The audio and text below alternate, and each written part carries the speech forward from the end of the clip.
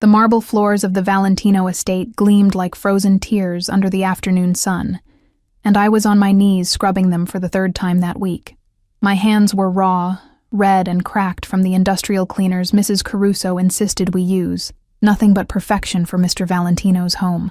The chemical smell burned my nostrils, mixing with a faint scent of imported leather from the furniture and something darker, more expensive that I couldn't quite name.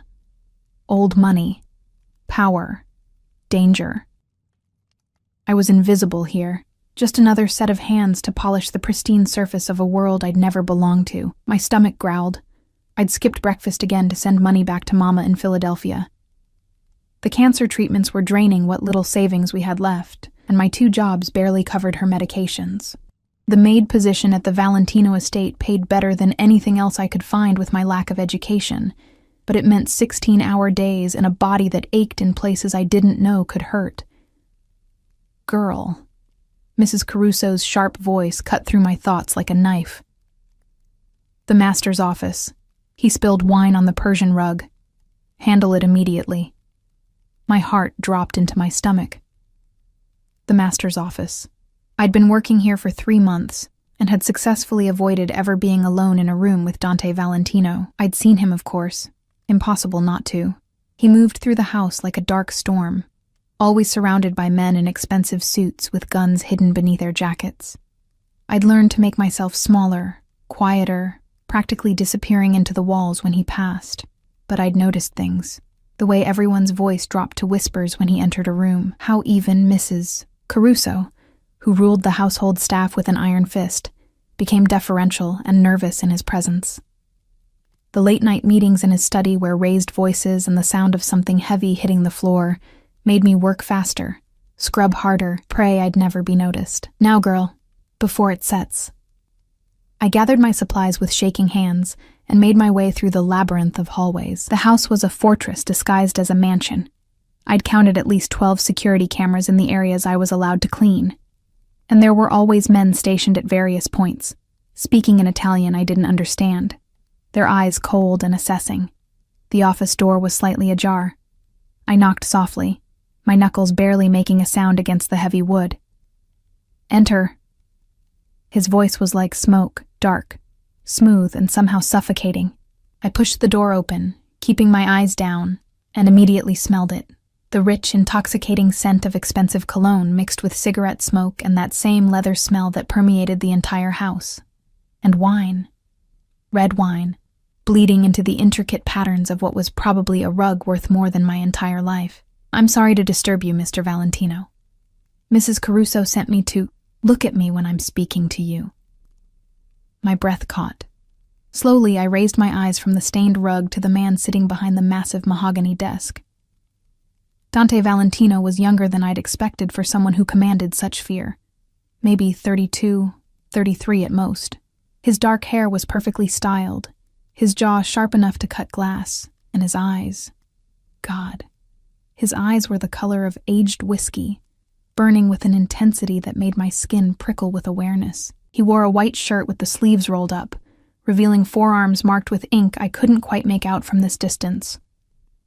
He was beautiful in the way a loaded gun was beautiful, undeniably attractive and absolutely lethal. What's your name? He leaned back in his chair, those whiskey eyes studying me with an attention that made me want to bolt from the room. Aria, sir. Aria Mitchell. How long have you been working in my house, Aria Mitchell? 3 months, sir. My voice came out barely above a whisper. I clutched the cleaning supplies tighter, as if they could somehow protect me. 3 months. He repeated it slowly, tasting each syllable. And I'm only noticing you now. That's interesting. Something in his tone made my pulse quicken with a fear I couldn't name. I watched as he stood, moving around the desk with the fluid grace of a predator. He was tall, much taller than me, and as he approached, I caught the full impact of his presence. Power rolled off him in waves. This was a man who gave orders that people died following. This was a man who owned everything he surveyed, including, apparently, me for the duration of my employment. The rug, sir. Tell me, Arya. Why do you work 2 jobs? He stopped just a few feet away, close enough that I could see the fine lines around his eyes, the small scar near his left eyebrow. My mouth went dry. How do you... I know everything that happens in my house. Everything about everyone who enters it. He tilted his head slightly, studying me like I was a puzzle he intended to solve. Your mother is sick. Stage 3 cancer. The treatments aren't covered by insurance. You're drowning in debt, working yourself to death to save a woman who has maybe 6 months left to live. Tears burned behind my eyes. Hearing it said so bluntly, so clinically, made the reality of it crash over me like a wave. I need this job, Mr. Valentino. Please, I'll work harder. I won't complain about the hours. Relax. The word was a command, not a comfort. I'm not firing you. I'm simply curious. You're different from the others, quieter. You actually try to disappear. A ghost of a smile touched his lips. I find that refreshing. I didn't know what to say to that, so I said nothing. Instead, I knelt down and began working on the wine stain, focusing every ounce of my attention on the task. My hands trembled as I applied the solution, scrubbing in careful circles the way I'd been taught. I felt him watching me, felt the weight of his gaze like a physical touch on the back of my neck, sliding down my spine. The office was too quiet. No sounds from the rest of the house penetrated here. We were alone, truly alone, and that realization made my breath come shorter. You have delicate hands. His voice came from directly behind me now, and I nearly jumped. Too delicate for this kind of work. They're strong enough, sir. I kept scrubbing, kept my eyes on the rug, on the wine that was slowly lifting from the expensive fibers. Are they? I heard him move, and then he was crouching beside me, so close I could feel the heat radiating from his body. He reached out, and before I could pull away, his fingers caught my wrist. His touch was firm, commanding, burning against my skin. These hands tell a story of someone who works too hard for too little, someone who's forgotten what it feels like to be taken care of. I tried to pull away, but his grip tightened just enough to keep me in place. Not painful, but absolutely unyielding. Mr. Valentino, please. Dante. His thumb brushed across the inside of my wrist, over my racing pulse.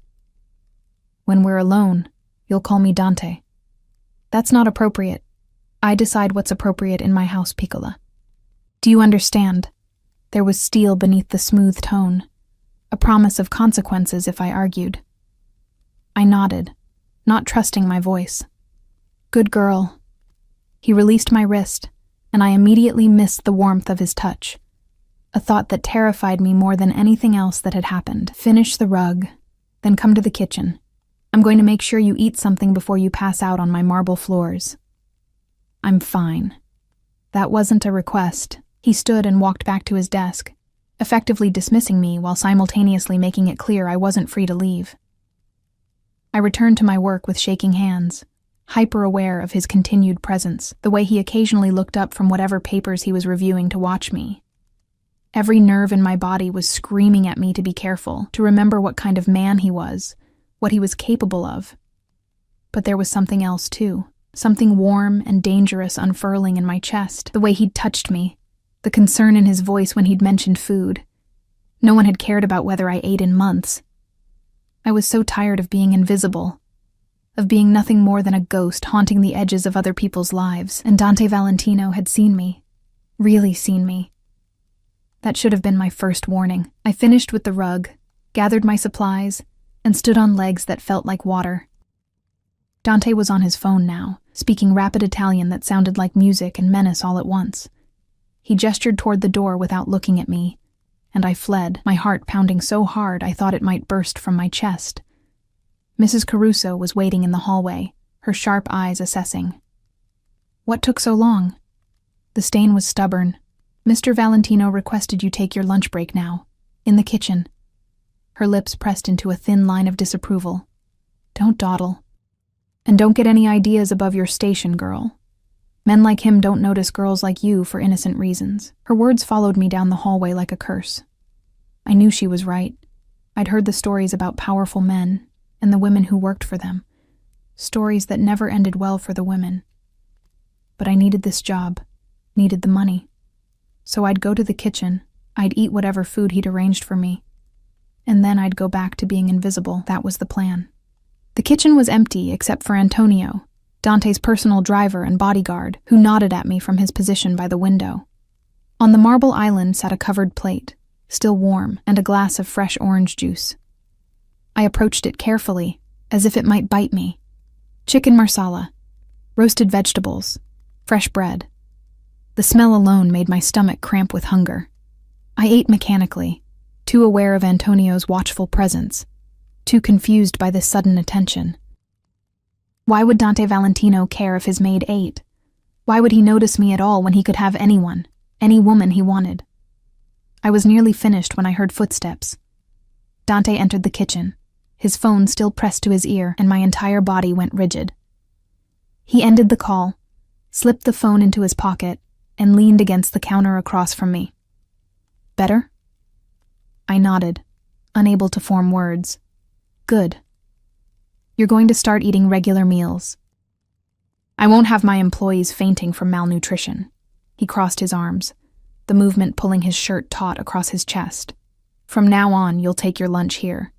Antonio will make sure you're fed properly. Mr. Valentino, Dante, that's really not necessary. I know what's necessary in my own house. His tone brooked no argument. You're too thin, too pale. You're going to make yourself sick, and then you'll be no use to anyone, least of all your mother. The mention of Mama made my throat tight. I can take care of myself. Can you? He pushed off the counter and crossed to me in 3 long strides. Before I could react, his hand was beneath my chin, tilting my face up to his. His touch was surprisingly gentle. But there was possession in it too, ownership. When was the last time someone took care of you, Piccola? When was the last time you let yourself be vulnerable enough to need someone? I don't need... Everyone needs someone. His thumb brushed across my lower lip, and electricity shot through my entire body. The question is whether you're brave enough to accept help when it's offered. I should have pulled away, should have remembered my place, remembered the danger, but I was so tired, so alone, and the way he was looking at me, like I mattered, like I was something precious rather than disposable, it was intoxicating. Why are you being kind to me? The words escaped before I could stop them. Something flickered in his eyes, something dark and possessive that should have terrified me. Because you're mine to protect now. You just don't know it yet. Before I could process that statement, before I could ask what he meant, his phone rang. He answered it in Italian, his expression hardening, and just like that, the moment was broken. He stepped back, already focused on whatever crisis required his attention, and I was dismissed with a gesture. I practically ran from the kitchen, my mind reeling, mine to protect. What did that mean? Men like Dante Valentino didn't protect people. They used them, discarded them, destroyed them when they were no longer useful. But even as I tried to convince myself of that truth, I couldn't forget the warmth of his hand on my face, the intensity in his eyes when he'd looked at me. I spent the rest of the day in a haze, jumping at shadows, expecting him to appear around every corner, but I didn't see him again. Didn't see him that evening when I finally dragged myself home to my tiny apartment, or the next morning when I returned for my shift. It wasn't until 3 days later, when I was cleaning one of the guest bathrooms, that Mrs. Caruso found me. Mr. Valentino wants to see you in his office. Immediately. My stomach dropped. Did I do something wrong? She just shook her head, her expression unreadable. Go. Don't keep him waiting. I made my way back through those endless hallways, my heart pounding with each step. The door to his office was closed this time. I knocked, heard his voice tell me to enter, and stepped into what felt like a lion's den. Dante was standing by the window, backlit by the late afternoon sun. He didn't turn when I entered, just continued staring out at his perfectly manicured grounds. Close the door. I did, the soft click sounding like a death knell. Lock it. My hand froze on the doorknob. Sir? Lock. The door. Aria. Each word was precisely enunciated, leaving no room for argument. With shaking fingers, I turned the lock. The sound echoed in the sudden silence, and I realized with crystalline clarity that I'd just trapped myself in a room with the most dangerous man I'd ever met. Dante finally turned to face me, and the look in his eyes made my breath stop. It was hunger. Raw. Barely restrained. Absolutely possessive. Come here. I couldn't move. Every instinct I had was screaming at me to run. But there was nowhere to go. He crossed the distance between us in seconds, and then his hands were on my face, tilting it up to his, and his mouth was crushing down on mine in a kiss that stole what little air I had left in my lungs. I should have pushed him away, should have screamed, fought, done anything except what I actually did, which was melt into him like I'd been waiting my entire life for this moment. His kiss was demanding, possessive, claiming me with an intensity that made my knees buckle. His arm wrapped around my waist, pulling me flush against the hard planes of his body, and I gasped against his mouth. He took advantage immediately, his tongue sweeping in to taste me, to explore every corner of my mouth like he was memorizing it. I'd been kissed before, clumsy, forgettable encounters with boys who didn't know what they were doing. This wasn't that. This was a man who knew exactly how to make a woman forget her own name. When he finally pulled back, I was dizzy, disoriented, my lips swollen, and my heart racing like I'd run a marathon. "That's better," he murmured, his thumb tracing my lower lip again in that gesture that was becoming familiar. "I've been wanting to do that since the first time I saw you on your knees in my hallway. This is wrong," I managed to whisper, even as my body betrayed me by leaning into his touch. "You're my employer. I could lose my job." "You're not going to lose anything." His voice was firm, absolute. "Quite the opposite, actually. I'm going to give you everything you need, Piccola. Starting with this." He reached into his pocket and pulled out an envelope, pressing it into my hands. I opened it with trembling fingers and nearly dropped it when I saw what was inside. Cash. Thousands of dollars in cash. "What is this?" My voice came out strangled. "Your mother's treatment. The experimental therapy her doctors mentioned but said was too expensive. It's arranged. She starts next week." He said it so casually, like he was discussing the weather, not fundamentally altering the trajectory of my life. Tears blurred my vision. "I can't accept this. It's too much." "Yes, you can. And you will." His hands framed my face, forcing me to look at him. "Do you understand what I'm offering you, Arya? I'm offering you hope. A future. All you have to do is let me take care of you." "Why?" The question tore from my throat. "Why would you do this for someone like me? You don't even know me." Something dangerous flickered in his eyes. "But I do know you. I've had you investigated since the day you walked through my doors. I know about your father abandoning your family when you were 12. I know about the foster homes after your mother couldn't afford to keep you. I know about the scholarship you lost when she got sick and you had to drop out to take care of her. I know everything, Piccola. Every scar, every struggle, every moment of pain that made you into the woman standing in front of me. The invasion of my privacy should have outraged me. Instead, all I felt was a strange sense of relief. He knew the worst parts of me, the broken pieces, and he was still here, still looking at me like I was something valuable. That's insane, I breathed. You barely know me, and you're offering to pay for my mother's treatment? What do you want in return? His smile was slow, predatory. You're intelligent enough to know that nothing in life is free, especially not from men like me. His thumb brushed across my cheekbone, leaving fire in its wake.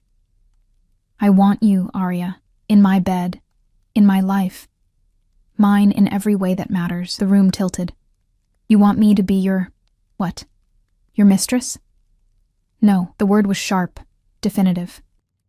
A mistress is temporary, disposable. What I want from you is far more permanent. He leaned in, his lips brushing the shell of my ear, and I felt his words more than heard them. I want you to belong to me, completely. Your body, your time, your loyalty. In exchange, I'll give you everything. Your mother will have the best care money can buy. You'll never have to scrub another floor or wear yourself down to nothing trying to survive. You'll live here, with me, and you'll want for nothing. My mind was spinning. This couldn't be real. Men like Dante Valentino didn't make offers like this to women like me. This is crazy. You could have anyone, models, actresses, women from your world. I don't want them. His voice turned hard, possessive. I want you. I've wanted you since I saw you making yourself small in my hallways, trying so desperately to be invisible. Do you know how rare that is? Everyone wants something from me. Everyone sees the power, the money, the fear I command. But you? He pulled back to look at me, his whiskey eyes burning. You just wanted to survive. You didn't scheme or manipulate or throw yourself at me. You were real. And I'm going to keep you. I need time to think. No. His hand slid to the back of my neck, holding me in place. Your mother starts treatment next week. That gives you until Sunday to decide. Either you accept my offer and move into the East Wing by Monday morning, or you walk away and I never bother you again. But understand this, Arya. If you walk away from everything. The treatment, the money, this. He kissed me again, slower this time, but no less devastating. All of it disappears. It was an ultimatum dressed up as a choice. Accept his terms, or watch my mother die knowing I could have saved her. That's not fair, I whispered against his lips. Life rarely is, Piccola, but I'm offering you a way out, a way to save her and yourself. All you have to do is trust me, trust him. Trust a mafia boss who dealt in violence and crime, who was offering me a golden cage in exchange for my freedom. It was insane, reckless, dangerous. But when I thought about Mama, about her wasting away in that hospital bed, about the way she smiled even though I knew she was in agony, when I thought about having the power to save her, what choice did I really have? I need guarantees, I heard myself say. I need to know she'll be taken care of no matter what happens between us. Pride flashed in his eyes. Smart girl. Yes, I'll have my lawyers draw up a contract. Your mother's treatment will continue regardless of our arrangement. You have my word. The word of a criminal? The words escaped before I could stop them, and I immediately regretted them when I saw his expression darken. But instead of anger, he laughed. A low, dangerous sound that made my stomach clench. Yes, exactly that. And in my world, Arya, my word is more binding than any legal document. When I make a promise, people know I keep it. When I make a threat, they know I follow through. Remember that. He released me and moved back to his desk, pulling out his phone. Antonio will take you home. Pack whatever you want to keep. Monday morning you move in. We'll go shopping for anything else you need. Wait, Monday, but I haven't even decided. Yes, you have. He looked up at me, and there was absolute certainty in his gaze. You decided the moment you asked for guarantees instead of telling me to go to hell. You're mine now, Piccola. You just need the weekend to accept it. I stood there, frozen, as he made a call in rapid Italian. Within minutes, Antonio appeared at the door, his expression carefully neutral as Dante instructed him to drive me home. I was ushered out in a daze, my mind unable to fully process what had just happened. The ride to my apartment was silent. Antonio didn't speak, didn't ask questions, just drove with the calm efficiency of someone who'd seen stranger things. When we pulled up outside my building, a rundown complex in a neighborhood Dante's car probably cost more than, I finally found my voice. Does he do this often? Make offers like this to his employees? Antonio's eyes met mine in the rearview mirror. Mr. Valentino doesn't explain his actions to me, miss, but in the 10 years I've worked for him, I've never seen him look at anyone the way he looks at you. Whatever this is, it's different. Different. The word echoed in my mind as I climbed the stairs to my third-floor apartment. Different good or different bad? Different dangerous or different devastating? I spent the weekend in a fog of indecision and denial. I visited Mama at the hospital, watched her struggle to breathe, listened to her apologize for being a burden. When I told her about the new treatment, about the anonymous donor who was covering the costs, she cried with relief. She didn't ask questions, didn't wonder who would be so generous. She just held my hand and told me she loved me, that she'd make this second chance count. Guilt ate at me. She didn't know the price of her miracle, didn't know I was essentially selling myself to save her. But was it really selling myself if part of me wanted this? If part of me had been thinking about Dante's kiss, his touch, the way he looked at me like I was something precious? For the past 72 hours, Sunday evening, I packed my meager belongings into 2 suitcases. Most of my clothes were worn, faded, not fit for the life Dante was offering. I kept photos, a few books, my mother's jewelry, things that mattered, things that remembered who I was before all this. I didn't sleep that night. Monday morning arrived with brutal inevitability. At exactly 8 a.m., there was a knock at my door. Antonio stood in the hallway, his expression carefully blank. "Mr. Valentino sent me to collect you, miss. Are you ready?" Was I? Could anyone ever be ready to step into a life like this? I nodded, grabbed my suitcases, and followed him down to the waiting car. The drive back to the estate felt both too long and far too short. My hands wouldn't stop shaking. My mind kept running through every possible scenario, each one more terrifying than the last. The car pulled through the gates, past the security checkpoint, and up the long driveway. The house looked different now, not just a workplace, but a prison. A beautiful, gilded prison, where I'd just agreed to serve my sentence. Mrs. Caruso was waiting at the entrance, her expression sour. "Mr. Valentino is in his office. He wants to see you immediately. Your belongings will be taken to the East Wing." I made my way through those familiar hallways, my heart pounding so hard I thought everyone could hear it. The office door was open this time. Dante stood by the window again, his back to me, but I could feel his awareness of my presence. "Close the door." I did, my hand trembling on the handle. "Come here, Arya." I crossed the room on legs that felt like they belonged to someone else. When I was close enough, he turned, and the look on his face stole my breath. Hunger, possession, satisfaction. "You came. Did you think I wouldn't? I knew you would." He reached out, his fingers trailing down my cheek to my throat, feeling my racing pulse. "Because you're smart enough to recognize opportunity when it presents itself. And because, whether you want to admit it or not, you want this too. I'm here for my mother. You're here for multiple reasons, Piccola. Your mother is one of them. This..." He pulled me flush against him, his other hand sliding possessively around my waist. "Is another." He kissed me again, slower this time, deeper, taking his time to explore and claim. When he finally pulled back, we were both breathing hard. "The East Wing has been prepared for you. Your own suite, bedroom, bathroom, sitting room, everything you could need. But understand something, Arya." His hand tightened on my waist. "Those rooms are yours for privacy, for comfort.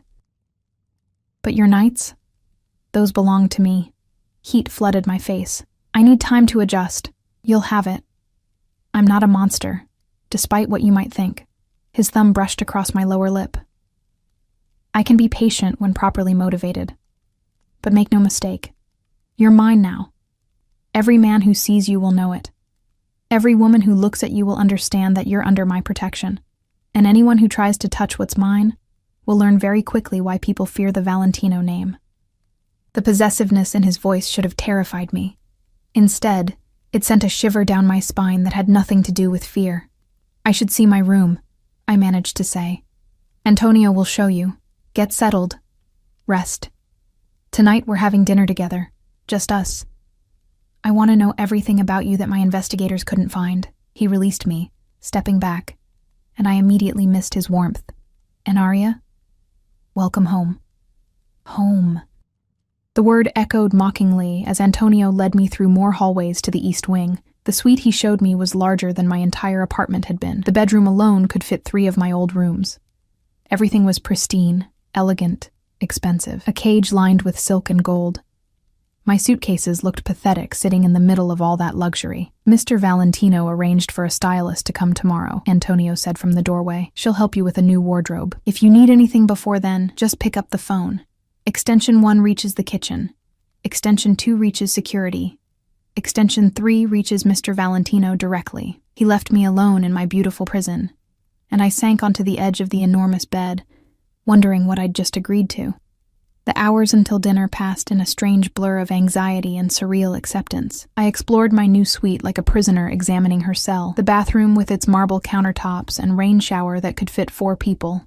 The walk-in closet that was currently empty except for my pathetic collection of worn clothes. The sitting room with floor-to-ceiling windows overlooking manicured gardens that probably cost more to maintain than most people's mortgages.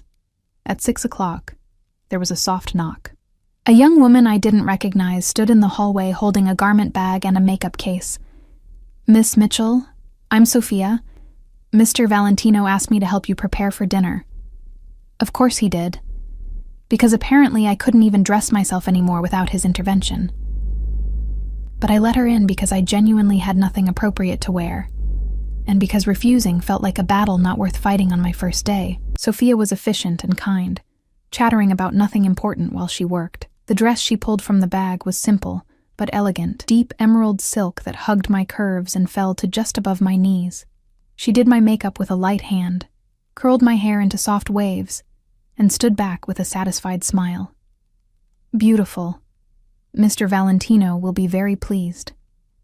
I stared at my reflection and barely recognized myself. I looked like someone who belonged in this world, like someone who could stand beside a man like Dante without looking ridiculous. The illusion was almost convincing. Sophia led me through the house to a private dining room I'd never cleaned before. Soft lighting, an intimate table set for two, and Dante standing by the window in a black suit that probably cost more than a year of my old salary. He turned when I entered, and the raw appreciation in his eyes made my breath catch. "Bellissima," he murmured, crossing to me and taking my hand. He brought it to his lips, his eyes never leaving mine. "The dress is perfect on you. It's beautiful. Thank you." The words felt strange in my mouth, thanking him for dressing me like a doll. He pulled out my chair, waited until I was seated, then took his own seat across from me. Within moments, staff appeared with wine, and the first course, some kind of soup that smelled incredible, and probably had a name I couldn't pronounce. "Tell me about your mother," Dante said, swirling his wineglass. "What was she like before she got sick?" The question surprised me. I'd expected him to talk about his rules, his expectations, the parameters of our arrangement. Instead, he wanted to know about Mama. "Strong," I said softly, my fingers tracing the stem of my own wineglass. "She worked 3 jobs after my father left. Made sure I had everything I needed even when she had nothing for herself. She used to sing while she cooked, old Italian songs her grandmother taught her. The apartment always smelled like garlic and tomatoes and love." Something flickered in Dante's expression. "Italian?" Her maiden name was Rossi. Her grandparents came over from Sicily in the 20s. I took a small sip of wine, the rich taste exploding on my tongue. "She used to tell me stories about the old country, about family and loyalty and the importance of honor. Rossi." He said the name thoughtfully. "From Sicily. There was a Rossi family connected to the Genovese organization back then. They ran a neighborhood in Brooklyn." My heart stuttered. "I don't know anything about that. Perhaps your mother didn't either, or perhaps she did and chose to protect you from that knowledge." He set down his wineglass, his gaze intense. "The life I lead, Arya, it's not something I chose lightly. It's legacy, blood. My grandfather built this empire. My father expanded it. And now it's mine to protect and grow. Some are born into darkness. We don't get to choose. Is that supposed to make me feel better about what you do? No." His honesty surprised me. "I'm not asking you to approve of my business. I'm telling you the reality of what you've stepped into. There are rules in my world, codes that must be followed. Loyalty above everything, family above all else. You're part of that now, whether you're ready or not." The soup was cleared, replaced by what Sophia whispered was osso buco, braised veal that melted on my tongue. I'd never tasted anything so perfect in my life. Everything about this meal, this moment, felt like a dream I'd fall out of at any second. "What are your rules?" I asked quietly. "What do you expect from me?" Dante leaned back in his chair, studying me with those burning whiskey eyes. "Honesty. Complete honesty at all times. If something bothers you, you tell me. If someone threatens you, you tell me immediately. You don't hide things from me, Arya. I can't protect what I don't know about. Protect me from what?" His jaw tightened. "From everything. There are people who would use you to get to me. Rival families, enemies I've made in business. Anyone who thinks hurting you would hurt me. And they'd be right." He reached across the table, his fingers capturing mine. "You're my weakness now, Piccola. The moment I claimed you, the moment I brought you into my life, you became a target. That's why you'll have security wherever you go. That's why I need to know where you are at all times. Fear crawled up my spine. I didn't think about that, about being in danger. You don't have to think about it. That's my job. His thumb stroked across my knuckles, the gesture somehow both comforting and possessive. Your job is to let me take care of you, to trust that I'll keep you safe, to accept that your life has changed, and fighting against it will only make you miserable. And if I can't accept it, if I decide this was a mistake, something dangerous flashed in his eyes. Then we have a problem, because I meant what I said, Arya. You're mine now. I don't give back what belongs to me. The words should have enraged me, should have sent me running from the room. But there was something in his tone, in the fierce protectiveness underlying the possessiveness, that made me stay in my seat. I'm not property, I said quietly. No, you're not. He brought my hand to his lips again, pressing a kiss to my palm that sent shivers through my entire body. You're far more valuable than property. You're mine in the way that matters, the way that makes me want to destroy anyone who looks at you wrong, the way that makes me rearrange my entire world to keep you safe and happy. I don't own you, Piccola. I claim you. There's a difference. Dinner continued with him asking me questions about my life, my dreams, the things I'd wanted before circumstances stole my choices. He listened with an intensity that made me feel like every word mattered, like I was the only person in his universe that moment. It was intoxicating and terrifying in equal measure. When the meal finally ended, he stood and offered me his hand. Walk with me. We moved through the house to a private terrace I'd never seen before. The night air was cool, carrying the scent of jasmine from the gardens below. City lights twinkled in the distance, a reminder of the world beyond these walls, the world I'd left behind. Dante stood behind me, his hands settling on my waist, his chest warm against my back. What are you thinking? That my life was simple yesterday. Hard, but simple. Now everything is complicated. Life worth living usually is. His lips brushed against my temple. But you're not alone in navigating it anymore. You have me. I turned in his arms, looking up at his face in the moonlight. Why me, Dante? Really? There has to be more to it than just wanting someone who didn't chase you. His expression shifted, becoming almost vulnerable. My mother died when I was 15. Cancer, like yours. My father remarried within a year. A woman from another family, a strategic alliance. She was beautiful, ambitious, everything a mafia wife should be. His jaw clenched. She was also cold, calculated. Every smile, every touch, every word was designed to manipulate and climb the social ladder. When my father died 5 years ago, she didn't even pretend to grieve. She just started plotting how to maintain her position. Understanding dawned, and I reminded you of your real mother. No. He cupped my face in his hands. You reminded me that real people still exist, that not everything is about power and position. When I watched you work yourself to exhaustion for someone you love, when I saw you try to disappear rather than scheme for attention, I saw something authentic, something I wanted to possess before this world corrupted it. That's not romantic, Dante. That's controlling. Yes, he agreed simply. It is. I never claimed to be a good man, Arya. I'm possessive, controlling, and violent when necessary, but I'm honest about what I am, and what I am is someone who will burn the world down to keep you safe. He kissed me then, deep and claiming, his hands sliding into my hair. I melted into him despite every warning bell ringing in my head. His kiss was drugging, addictive, making me forget why this was dangerous. When we finally broke apart, both breathing hard, he rested his forehead against mine. Come to bed with me. My heart stuttered. Dante. Just to sleep, he clarified, though the hunger in his eyes suggested he wanted far more. I want to hold you, to feel you beside me. Nothing more until you're ready. It was probably a terrible idea. But I was exhausted from the emotional whiplash of the day, and the thought of spending the night alone in that huge empty bed in my suite felt unbearable. Okay, I whispered. Satisfaction gleamed in his eyes. He took my hand and led me through the house to the master suite, a space that was somehow both masculine and elegant, dominated by a massive bed that looked like it belonged in a palace. He handed me one of his shirts to sleep in, turned his back while I changed, then pulled me into bed beside him. His arms came around me immediately, pulling my back flush against his chest. I could feel every hard plane of his body, the steady beat of his heart, the way his breathing gradually synchronized with mine. "Sleep, Piccola," he murmured against my hair. "You're safe here. Always safe with me."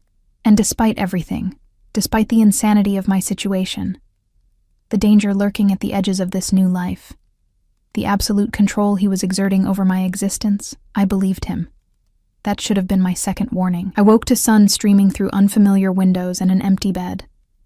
Panic seized me for a moment before I heard water running in the bathroom. Dante emerged moments later, wearing only a towel slung low on his hips, water droplets trailing down his chest, and the intricate tattoos I could now see clearly. The ink told stories, a family crest over his heart, names I didn't recognize on his ribs, religious imagery mixed with symbols that probably meant something in his world. He was beautiful and terrifying and absolutely deadly. His eyes met mine, and a slow smile curved his lips. "Good morning, Bellissima. How did you sleep?" "Better than I expected," I admitted, sitting up and pulling the sheets higher. His shirt had ridden up during the night, exposing far too much leg. "Good." He moved to his closet, dropping the towel without shame, and I quickly looked away, heat flooding my face. His low chuckle told me he'd noticed. "A stylist will be here in an hour. Antonio will stay with you the entire time. Don't leave the house without telling me first. I need to visit my mother at the hospital. Already arranged. You'll go this afternoon. Antonio and Marco will accompany you." He emerged fully dressed, looking every inch the powerful crime boss. "The hospital has been informed that your mother is under my protection. She'll receive the best care available. No one will bother her or you." He crossed to the bed, leaned down, and kissed me thoroughly. "I have business to attend to today, but tonight we're having dinner with some associates. You'll meet them, smile, and let them see that you're mine. Understand?" I nodded, not trusting my voice. "Good girl." He traced my lips with his thumb. "Get dressed, eat breakfast. Sophia will help you with everything. And Arya?" His expression turned serious. "Don't try to run. Don't test me. I've been patient because you're adjusting, but my patience has limits." Then he was gone, leaving me alone in his room with the scent of his cologne and the memory of his kiss burning on my lips. The day passed in a whirlwind of activity. The stylist, Elena, brought what seemed like an entire boutique's worth of clothes. She measured me, assessed my coloring, and filled the empty closet with outfits I'd never have chosen for myself. Elegant dresses, designer jeans, silk blouses, even lingerie that made me blush just looking at it. "Mr.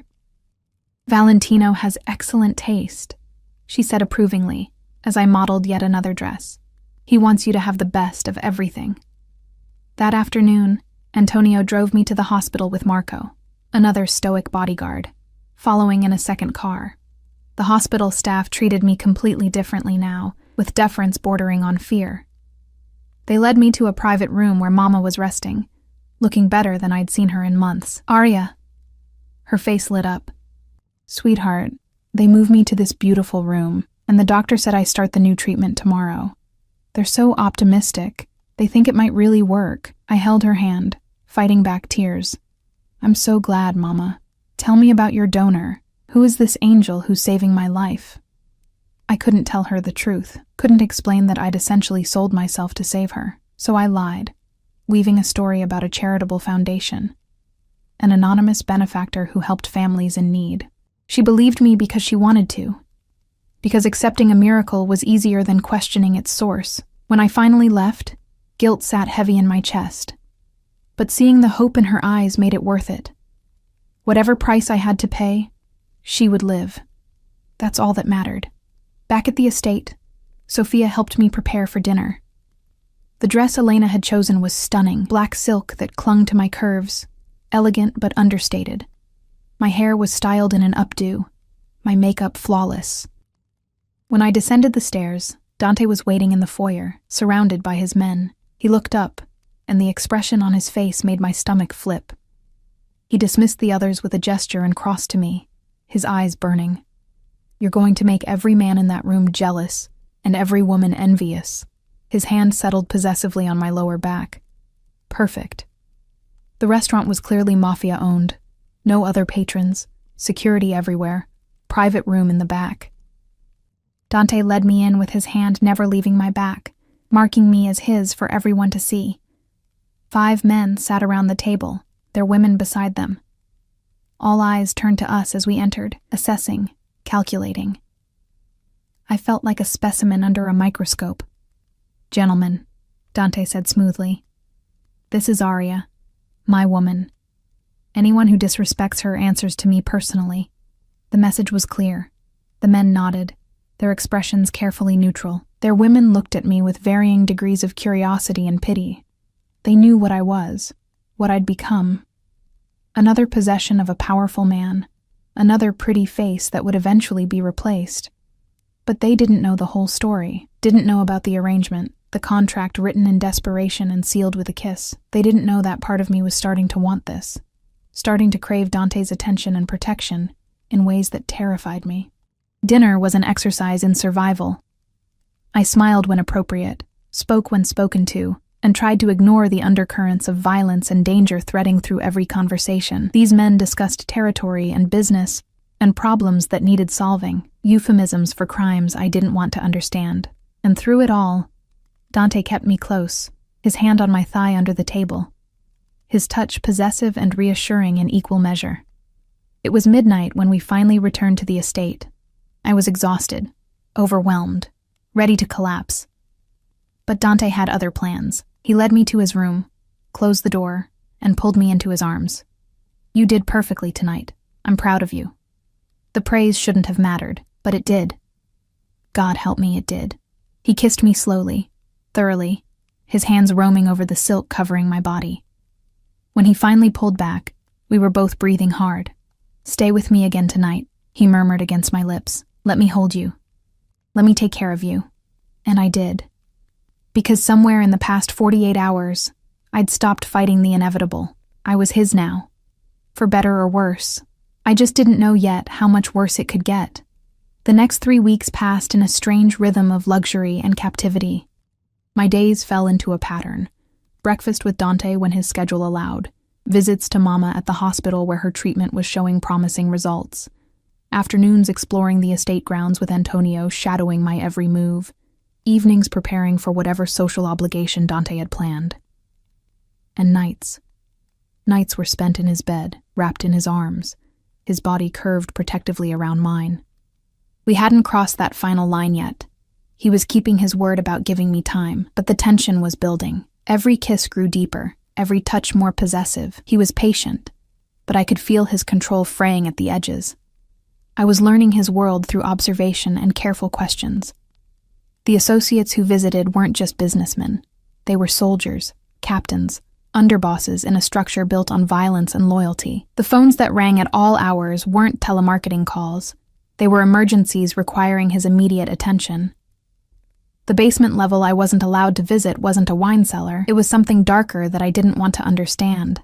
But I was also learning him, the way he took his coffee, black, no sugar, how he ran his hand through his hair when he was frustrated, the slight softening around his eyes when he looked at me, the nightmares that sometimes woke him at 3 a.m, leaving him tense and unreachable until I touched him, reminding him where he was. He was a monster in many ways. But he was also a man, complicated and damaged, and trying to protect something he valued in the only way he knew how, through control and possession. On a Thursday evening, exactly 23 days after I'd moved in, everything changed. I was in the library, a room I'd discovered during my explorations and had claimed as my sanctuary, floor-to-ceiling books, a fireplace, comfortable chairs by the window. I'd been reading when Dante found me, his expression strange. "Come with me. There's something I need to show you." He led me through the house to his office, then to a door I'd never noticed before, hidden behind a false bookshelf. It opened to reveal stairs descending into darkness. "Dante, what?" "Trust me." He took my hand, his grip firm, and led me down. The basement was exactly what I'd feared, a space dedicated to business I didn't want to know about. But he walked me past the closed doors, past the room where I could hear muffled voices, to a smaller space at the end of the hallway. Inside was a man tied to a chair, bloodied and broken. I gasped, instinctively moving back. But Dante held me firm. Look at him, Arya. Really look. I forced myself to focus past the blood and bruises. Recognition hit me like a physical blow. That's Jake, from the hospital. He worked in billing. Yes. Dante's voice was cold, controlled. He's also the man who's been stealing from the charity fund that pays for your mother's treatment. The man who was planning to falsify records and claim she'd exceeded her coverage limit. The man who would have killed her by denying her medication. Horror washed over me. What? Tell her, Dante commanded the man. Tell her what you were planning. Jake's voice came out broken, defeated. I needed the money. Gambling debts. I was going to cut her treatment, make it look legitimate. I'm sorry. I'm so sorry. I felt sick. This man would have murdered my mother through paperwork and bureaucracy, all for money to feed his addiction. Dante's hand tightened on mine. This is my world, Arya. This is what I do. I protect what's mine, and I eliminate threats before they can cause harm. You need to understand that. You need to see it. What are you going to do to him? My voice came out barely above a whisper. What do you want me to do to him? Dante turned me to face him, his eyes searching mine. He nearly killed your mother. He betrayed the trust of everyone in that hospital. What would justice look like for a man like this? It was a test. I knew it was a test. He was seeing if I could handle his reality, if I could accept the violence that underscored everything he was. I don't want to watch anyone die, I said quietly, but I don't want him near my mother ever again. I don't want him to have the power to hurt anyone else. Something like approval flickered in Dante's expression. Wise answer, Piccola. He turned to the men standing guard. Make sure he's arrested by legitimate authorities. Provide them with evidence of his embezzlement. He'll spend the next decade in prison, and by the time he gets out, he'll be too old and broken to hurt anyone. He led me back upstairs, his hand never leaving mine. In his office, he poured us both whiskey, pressing the glass into my trembling fingers. You passed, he said softly. That was a test. Everything is a test in this life. I needed to know if you could handle the reality of what I do, if you could see the violence and understand that sometimes it's necessary. He sat beside me, his thigh pressing against mine. You didn't flinch, didn't demand I let him go. You saw the situation clearly and made a rational decision. I'm proud of you. Don't be. I drank the whiskey, letting it burn away the taste of fear. I'm not proud of myself. I should have demanded you let him go. Should have been horrified, but all I could think about was Mama, and how close she came to dying because of that man's greed. That's survival instinct. That's understanding that the world isn't black and white, that sometimes monsters wear respectable faces, and sometimes the devil protects the people you love. He took the empty glass from my hand and set it aside. You're adapting to this life better than I expected. Is that what this is? Adaptation? I laughed bitterly. I'm changing into someone I don't recognize. Someone who can stand in a basement with a tortured man and calmly discuss his fate. You're becoming someone stronger, someone who can survive in my world.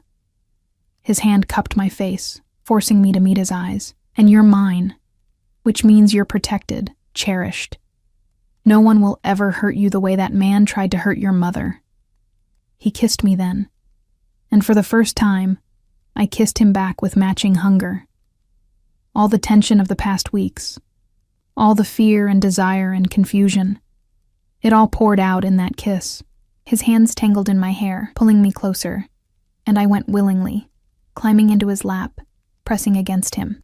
Arya, he groaned against my mouth. If you don't stop now, I won't be able to. Then don't stop. The words left my mouth before I could think better of them. I don't want you to stop. His eyes blazed. Are you sure? Because once we cross this line, there's no going back. You'll be mine in every way. I'm already yours, I whispered, and realized it was true. Somewhere between the threats and the protection, between the fear and the desire, I'd fallen into this, into him. I stopped fighting it a week ago, maybe longer. I don't know when it happened, but it did. He stood with me in his arms, carrying me through the house to his bedroom. He set me down gently, his hands shaking slightly as he reached for the zipper of my dress. I'll be gentle, he promised. "I'll take care of you." And he was. He undressed me slowly, reverently, like I was something precious. His kisses were soft, exploratory, mapping every inch of skin he revealed. When he finally laid me back on his bed, I felt treasured rather than possessed. Making love to Dante was nothing like I'd imagined. It was intense, overwhelming, a claiming that went deeper than physical. He watched my face the entire time, gauging my reactions, adjusting his movements to my responses. When I fell apart in his arms, his name on my lips, he followed moments later, burying his face in my neck and holding me like he'd never let go. Afterwards, wrapped in his arms with my head on his chest, I felt the magnitude of what had just happened settle over me like a weight. "No regrets," he murmured, as if reading my mind. "This was inevitable from the moment you walked into my life. So sure of yourself. About this?" "Yes." His hand stroked through my hair. "You're mine now, Arya." "Completely mine. And I'm never letting you go." The possessiveness should have bothered me. But lying there in the aftermath, feeling safe and cherished and wanted, I couldn't bring myself to care. I fell asleep in his arms, more content than I'd been in years. I woke to an empty bed and the sound of angry voices downstairs. Pulling on one of Dante's shirts, I crept to the door and listened. Italian, rapid, furious Italian, punctuated by what sounded like furniture hitting walls. Something was wrong. Very wrong. I found Sophia in the hallway, her face pale. "Miss Arya, you should stay in your room." "What's happening?" "There's been an incident with one of the families. Mr. Valentino is handling it." Before I could ask more, Dante appeared at the top of the stairs, his expression thunderous. Blood spattered his shirt. Not his blood, I realized with sick certainty. His eyes found mine, and something in his expression made my stomach drop. "Arya, my office. Now." I followed him on shaking legs. Inside, he closed the door and turned to face me, his control visibly fraying. "There's been a complication. The Baldini family has declared vendetta against me. Some business disagreement that escalated." He ran a hand through his hair. "They've made threats against anyone close to me. Which means you're in danger." "What kind of danger?" "The kind that gets people killed." His hand settled on my shoulders. "I'm doubling your security. You don't leave this house without at least 4 guards. You don't go anywhere I haven't personally approved. And if I say run, you run. No questions, understand?" Fear crawled up my spine. "Dante, I won't let them touch you." His voice turned hard, deadly. "I'll burn their entire organization to the ground before I let them hurt you. But you need to be smart. Need to follow my rules exactly." This is insane. Maybe I should leave. Go somewhere they can't find me. No. The word was absolute, final. You're safest here with me. Running would make you an easier target. Here, I can protect you. Here, you're surrounded by my men, my security, my power. His hands tightened on my shoulders. "You're not leaving me, Arya. Not now, not ever." The next week was a nightmare of paranoia and tension. Armed guards patrolled the grounds constantly. Every delivery was searched. I wasn't allowed outside at all. Dante barely slept, spending his nights on phone calls and in meetings, orchestrating whatever moves were necessary to end the threat. And then, 8 days after the vendetta began, Dante came to find me in the library. His expression was strange, satisfied, but also troubled. "It's over. The Baldini family has agreed to terms. The vendetta is lifted." Relief flooded through me. Thank God. What changed? I gave them something they wanted more than my blood. He sat beside me, taking my hand. "But there's something else. Something you need to know." The way he said it made my stomach clench with dread. "What?" "You're pregnant." The world tilted. "What?" "That's impossible. We've only been together for 3 weeks. I know exactly how long it's been." His hand settled on my stomach, possessive and gentle. "I had the doctor run tests when you complained about feeling nauseous yesterday. The results came back an hour ago. I couldn't breathe. Couldn't think. Pregnant. I was pregnant with Dante Valentino's child. This changes everything," he continued, his voice soft but absolute. You're not just mine now, Arya. You're carrying my heir, my child. That makes you family in the truest sense. That makes you untouchable. Something in his tone made me look at him more carefully, at the satisfaction in his eyes, the lack of surprise. You knew, I whispered, horror dawning. You knew this would happen. You wanted this. His expression didn't change. Yes. The first night we were together, you didn't use protection. You never used protection. My voice rose with each word. You got me pregnant on purpose. Yes. No shame. No apology. Just calm confirmation. I told you from the beginning, Arya. You're mine. I claimed you. And I needed to make sure that claim was permanent. Unbreakable. A child binds you to me in ways that nothing else could. I stood, backing away from him, fury and betrayal warring in my chest. You manipulated me. You used me. You took away my choice. I gave you everything you needed. He stood too, his expression hardening. Your mother is alive and thriving. You're safe, protected, provided for. You have a home, security, a future, and now you're carrying my child. You'll be the mother of the next Valentino heir. Do you understand what that means? The power that gives you? The protection? I don't want power. I wanted a choice. Tears streamed down my face. You trapped me. You made sure I could never leave. Yes. He closed the distance between us, his hands framing my face, forcing me to look at him. Because I love you, Arya. I fell in love with you the moment I saw you trying to disappear in my hallways, and I knew I'd do whatever it took to keep you. Including this. That's not love. That's obsession. Possession.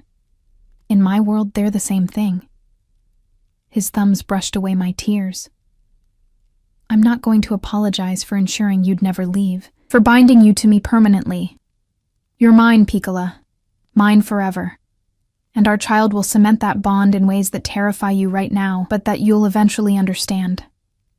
I hate you. The words were bitter on my tongue. No, you don't. You're angry, yes. Betrayed, absolutely. But you don't hate me. If you did, you wouldn't be crying. You'd be plotting. His lips brushed against my forehead. You'll forgive me eventually. When you hold our child in your arms, when you see how much I love both of you, when you understand that everything I've done has been to protect this family, you'll forgive me. I wanted to keep fighting, wanted to scream and rage, and make him understand the magnitude of what he'd done. But what was the point? He was right about one thing. I was trapped. Pregnant with his child, living in his house, surrounded by his men. There was no escape from this gilded cage he'd built around me. I need time, I managed to say. Time to process this. Time alone. Of course. He released me, stepping back. But understand something, Arya. Time won't change the reality. You're pregnant with my child. You're mine. Those are facts that no amount of anger will alter. He left me there in the library, and I collapsed into a chair, my hand instinctively moving to my stomach. There was a life growing inside me, a child. Dante's child. The child I hadn't chosen but that I already knew. With terrible certainty, I would love fiercely, because that's who I was. Someone who loved deeply, who protected fiercely, who sacrificed everything for family. Dante had known that about me, had seen it, and used it, and made it a weapon to bind me to him forever. And God help me, part of me understood why. The next 2 months were the hardest of my life. My body changed in ways I wasn't prepared for. The morning sickness that left me weak and shaking. The exhaustion that made simple tasks feel impossible. The emotional upheaval that had me crying over commercials and snapping at anyone who looked at me wrong. But through it all, Dante was there. Constant, patient, overwhelmingly present. He held my hair back when I was sick. He canceled meetings to sit with me when the anxiety became too much. He had the estate chef prepare whatever strange food combinations I craved at 3 a.m. He read parenting books and attended every doctor's appointment, his hand never leaving mine during the ultrasounds. And slowly, against every ounce of my better judgment, my anger began to fade into something more complicated. I couldn't forgive what he'd done. The manipulation, the calculated way he'd gotten me pregnant to trap me permanently. It was unforgivable. But I also couldn't deny that he'd been right about certain things. I was protected here in ways I'd never been in my life. My mother was thriving, the treatment working better than anyone had hoped. And Dante loved me with an intensity that was both terrifying and oddly comforting. It wasn't healthy. It wasn't normal. But it was real. One evening, when I was almost 4 months along and finally starting to show, Dante found me on the terrace watching the sunset. He'd been in meetings all day, something about territorial disputes and negotiations I didn't want to understand. He looked exhausted, the weight of his world evident in the lines around his eyes. "Can I sit with you?" he asked quietly. I nodded, and he settled beside me, his hand immediately finding mine. We sat in silence for long minutes, just breathing together, watching the sky turn from gold to pink to deep purple. "I was 7 when my mother died," he said suddenly. "Brain cancer. It took her fast. 6 months from diagnosis to death.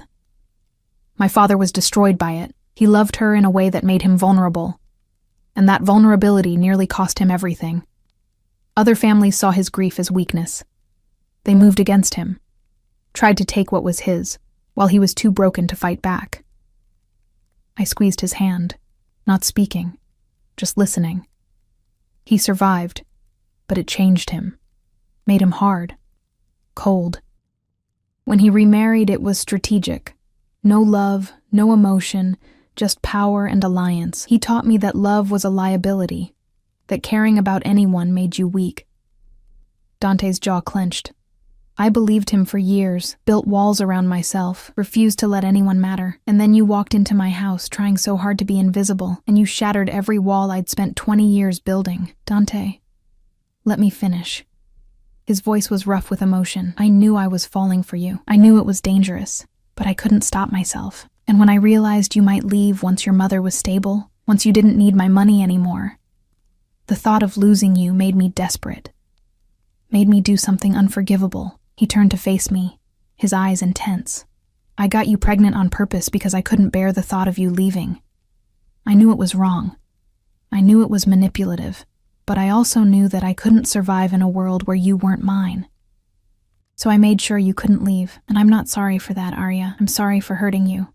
I'm sorry for taking away your choice. But I'm not sorry for ensuring you'd stay." Tears blurred my vision. "You should be sorry.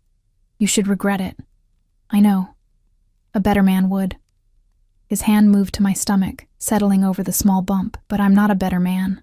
I'm a selfish bastard who saw something beautiful and claimed it before anyone else could.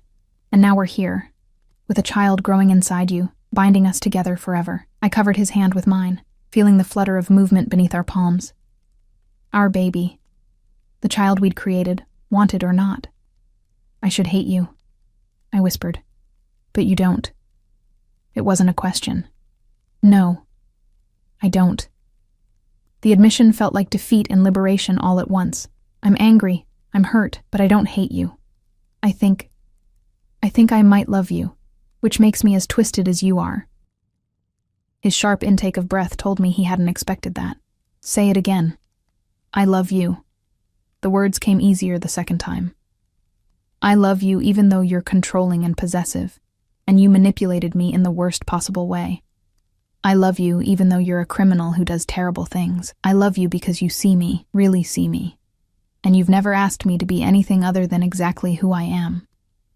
He kissed me then, deep and claiming and somehow gentle all at once. When he pulled back, there were tears in his eyes. "I love you more than I've ever loved anything in my life," he said roughly. "More than power, more than family legacy, more than my own survival. You and our child. You're everything now, and I will destroy anyone who tries to take you from me. I know." And I did. I understood him now in ways I hadn't before. Understood that his love was possessive because he'd lost everyone he'd ever cared about. That his need to control came from a deep terror of being vulnerable. That his manipulation was wrong, but born from desperation rather than cruelty. It didn't excuse what he'd done, but it helped me understand it. "I need you to promise me something," I said quietly. "Anything. No more manipulation, no more taking away my choices. If we're going to do this, raise a child together, build a life, I need to know you'll be honest with me. even when the truth is ugly. He was quiet for a long moment. I can promise I'll try, but I can't promise I won't be overprotective. Can't promise I won't make decisions I think are best for you and our child without consulting you first. It's who I am, Arya. Control is how I keep the people I love safe. Then I'll promise to call you out when you go too far, to fight back when you need fighting, to remind you that I'm your partner, not your possession. I met his eyes steadily, because that's who I am. Someone who doesn't back down even when it's terrifying. A slow smile curved his lips. We're going to fight constantly. Probably. It's going to be messy and complicated. Almost certainly. But it's going to be real. He pulled me close, his hand protective over our child. No games, no pretending, just us, figuring this out together. Together, I agreed. The months that followed were indeed messy and complicated. We fought about everything, his overprotectiveness, my stubborn independence, how to prepare for the baby, what kind of life we wanted for our child.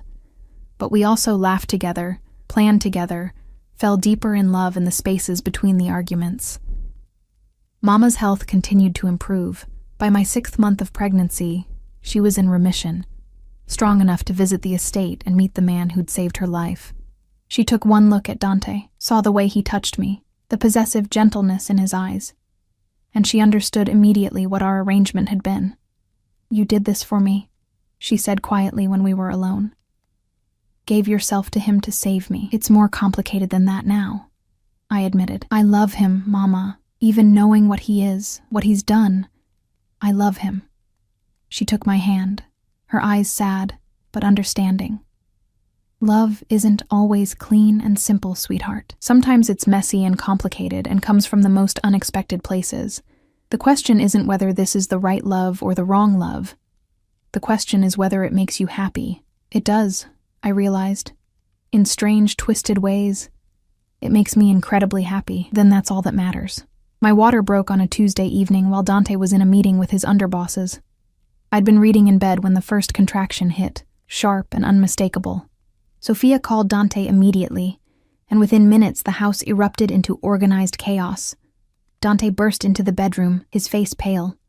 Is it time? Are you okay? Should I call the doctor again? Do we need Dante?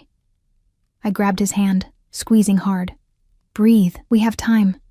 Just stay with me. He did. Through 14 hours of labor, he never left my side. He held my hand when the contractions became unbearable. He whispered encouragement in Italian when I was too exhausted to push. He cried when our daughter finally entered the world, tiny and perfect and screaming with indignation. She's beautiful, he breathed, watching as the nurses cleaned her. She's perfect. Arya, she's ours, I finished, my voice hoarse. She's ours. They placed her in my arms moments later, and I fell completely in love. She had Dante's dark hair and my nose, and when she opened her eyes, they were the exact shade of whiskey that haunted my dreams. Isabella, Dante said softly, his fingers stroking her tiny cheek. Her name is Isabella Marie, after both our mothers. I looked at him, surprised. You want to name her after my mother? She saved your life by bringing you into this world. It's only right we honor her. His expression was tender in a way I'd rarely seen. Besides, family is everything, and your mother is family now. Isabella Marie Valentino, our daughter.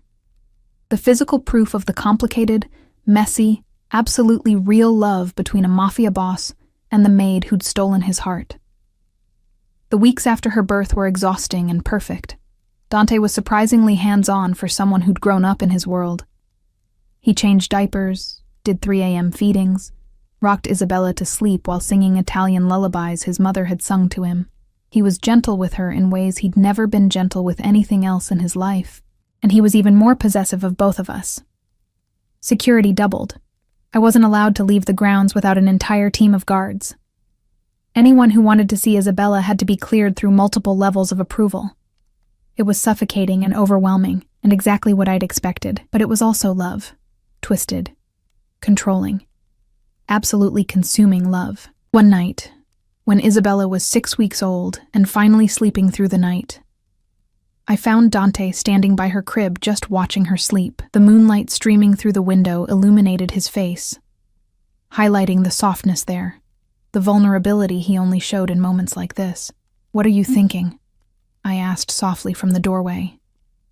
He didn't turn, just kept watching our daughter, that I'd burn the entire world down to keep her safe, that anyone who ever tries to hurt her will learn exactly what happens when you threaten what belongs to Dante Valentino. "She's not property, Dante, neither am I." "No." He finally looked at me, and the love in his eyes stole my breath. "You're not property. You're my heart, my soul, my reason for breathing. You're the woman who taught me that love doesn't have to be weakness, that protecting the people you care about can make you stronger rather than vulnerable." He crossed to me, pulling me into his arms. "I got you pregnant on purpose because I was terrified of losing you. And I'd do it again, Arya. I'd do anything to ensure you and Isabella stay by my side forever." I know. I should have been angry, should have hated his continued lack of remorse, but I understood him now in ways I hadn't before. And I'd fight you every step of the way while simultaneously staying exactly where I am. Because as twisted as this is, as complicated and messy and wrong, it's ours. This life, this love, this family we've built from desperation and obsession and something that somehow became real. "You're mine," he murmured against my hair. "And you're mine," I replied. "Forever, forever," he agreed. 2 years later, Isabella took her first steps in the gardens while Dante and I watched, both of us anxious and proud in equal measure. Mama was there too, healthy and vibrant, laughing as Isabella stumbled and got back up with determination that reminded me of her father. "She has your stubbornness," Dante observed. "And your arrogance," I countered. He grinned, pulling me close. "She's going to be unstoppable." I looked around at the life I'd built, this strange, complicated, unconventional life that had started with desperation and manipulation, but had somehow transformed into something that felt like home. The estate that had once felt like a prison now felt like a sanctuary. The man who'd trapped me had become my partner. The future I'd thought was stolen had bloomed into something I never could have imagined. Was it perfect? No. Did we still fight about his controlling nature and my stubborn independence? Constantly. Were there moments when I looked at how this all began and felt the echo of that initial betrayal? Sometimes. But as I watched Dante scoop Isabella into his arms, saw the pure love and joy on his face, felt the warmth of family surrounding us, I knew I wouldn't change it, not the manipulation that brought us together, not the pregnancy that trapped me, not even the fear and anger I'd felt in those early months. Because all of it had led to this, to Isabella's laughter ringing through the gardens, to Mama's remission and happiness, to a love that was messy and complicated and absolutely real. Dante had told me once that he'd gotten me pregnant on purpose, that I was his forever. At the time, it had felt like a curse, a trap I'd never escape. Now, with his arm around my waist, and our daughter in his arms, and our whole messy, beautiful life stretching out before us, it felt like the most twisted kind of blessing. I was his, he was mine, and forever didn't seem nearly long enough.